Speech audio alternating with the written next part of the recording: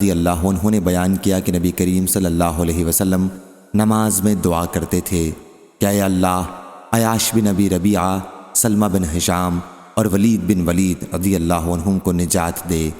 اے اللہ بے بس مسلمانوں کو نجات دے۔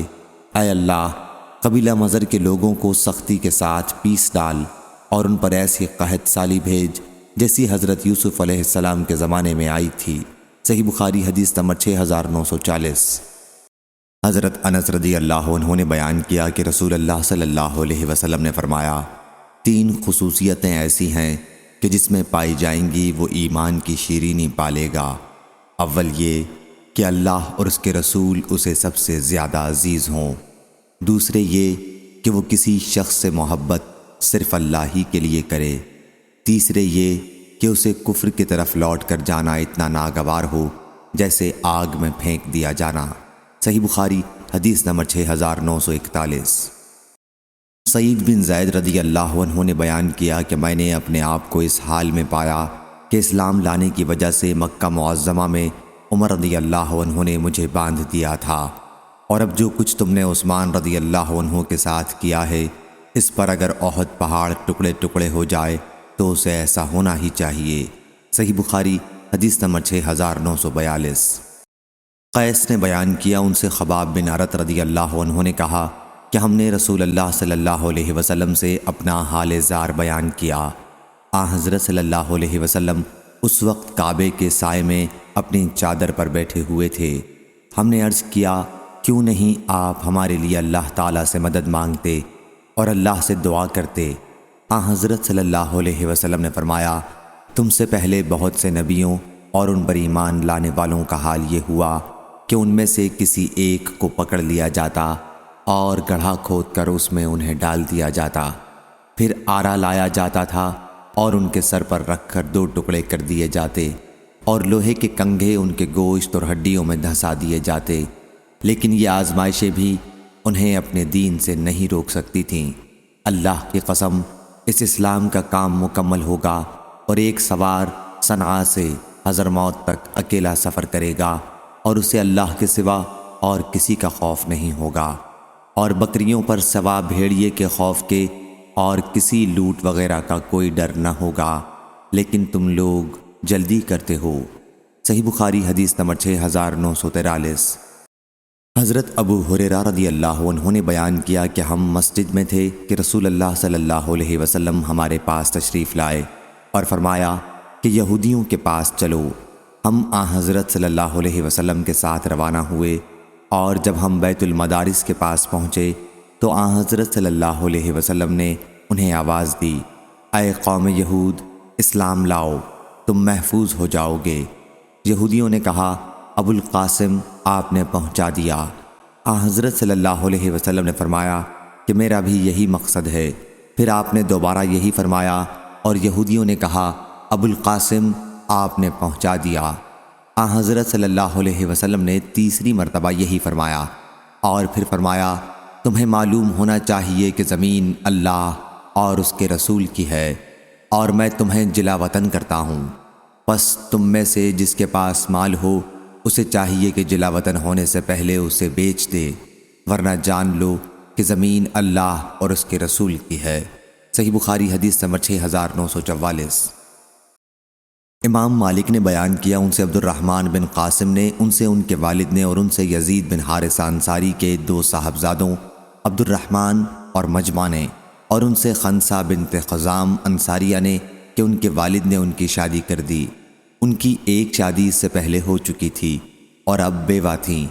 اس نکاح کو انہوں نے ناپسند کیا اور نبی کریم صلی اللہ علیہ وسلم کی خدمت میں حاضر ہو کر اپنی ناپسندیدگی ظاہر کر دی، تو حضرت صلی اللہ علیہ وسلم نے اس نکاح کو فسخ کر دیا۔ صحیح بخاری حدیث نمبر 6945۔ سفیان نے بیان کیا، ان سے ابن جریج نے، ان سے ابن ابی ملیکہ نے، ان سے ابو عمرہ نے جن کا نام ذکوان ہے، اور ان سے حضرت عائشہ رضی اللہ عنہا نے بیان کیا کہ میں نے عرض کیا، یا رسول اللہ صلی اللہ علیہ وسلم، کیا عورتوں سے ان کے نکاح کے سلسلے میں اجازت لی جائے گی؟ حضرت صلی اللہ علیہ وسلم نے فرمایا، ہاں۔ میں نے عرض کیا، لیکن کنواری لڑکی سے اگر اجازت لی جائے گی تو وہ شرم کی وجہ سے چپ سادھ لے گی۔ حضرت صلی اللہ علیہ وسلم نے فرمایا کہ اس کی خاموشی ہی اجازت ہے۔ صحیح بخاری حدیث نمبر 6946۔ حماد بن زید نے بیان کیا ان سے عمرو بن دینار نے اور ان سے حضرت جابر رضی اللہ عنہ نے کہ ایک انصاری صحابی نے کسی غلام کو مدبر بنایا اور ان کے پاس اس کے سوا اور کوئی مال نہیں تھا۔ رسول اللہ صلی اللہ علیہ وسلم کو جب اس کی اطلاع ملی تو دریافت فرمایا اسے مجھ سے کون خریدے گا؟ چنانچہ نعیم بن نحام رضی اللہ عنہ نے 800 درہم میں خرید لیا۔ بیان کیا کہ پھر میں نے حضرت جابر رضی اللہ عنہ سے سنا، انہوں نے بیان کیا کہ وہ ایک قبطی غلام تھا اور پہلے ہی سال مر گیا۔ صحیح بخاری حدیث نمبر 6947۔ عطا ابو الحسن سوائی نے بیان کیا اور میرا یہی خیال ہے کہ انہوں نے یہ حدیث حضرت ابن عباس رضی اللہ عنہ سے بیان کی۔ سورہ مائدہ کی آیت یا ایھا الذین آمنوا لا یحل لکم ان ترثوا النساء کرہا، بیان کیا کہ جب کوئی شخص زمانہ جاہلیت میں مر جاتا تو اس کے وارث اس کی عورت کے حقدار بنتے۔ اگر ان میں سے کوئی چاہتا تو اس سے شادی کر لیتا اور اگر چاہتا تو شادی نہ کرتا۔ اس طرح مرنے والے کے وارث اس عورت پر عورت کے وارثوں سے زیادہ حق رکھتے۔ اس پر یہ آیت نازل ہوئی، بیوہ عورت عدت گزارنے کے بعد مختار ہے، وہ جس سے چاہے شادی کرے، اس پر زبردستی کرنا ہرگز جائز نہیں ہے۔ صحیح بخاری حدیث نمبر 6948۔ صفیہ بنت ابی عبید نے خبر دی کہ حکومت کے غلاموں میں سے ایک نے حصہ خمس کی ایک باندی سے صحبت کر لی اور اس کے ساتھ زبردستی کر کے اس کی بکارت توڑ دی، تو حضرت عمر رضی اللہ عنہ نے غلام پر حد جاری کرائی اور اسے شہر بدر بھی کر دیا، لیکن باندی پر حد نہیں جاری کی کیونکہ غلام نے اس کے ساتھ زبردستی کی تھی۔ ظاہری نے ایسی کنواری باندی کے متعلق کہا جس کے ساتھ کسی آزاد نے ہم بستری کر لی ہو کہ حاکم کنواری باندی میں اس کی وجہ سے اس شخص سے اتنے دام بھر لے جتنے بکارت جاتے رہنے کی وجہ سے اس کے دام کم ہو گئے ہیں، اور اس کو کوڑے بھی لگائے۔ اگر آزاد مرد طیبہ لونڈی سے زنا کرے تب خریدے۔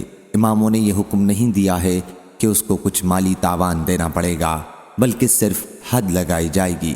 صحیح بخاری حدیث نمبر 6949۔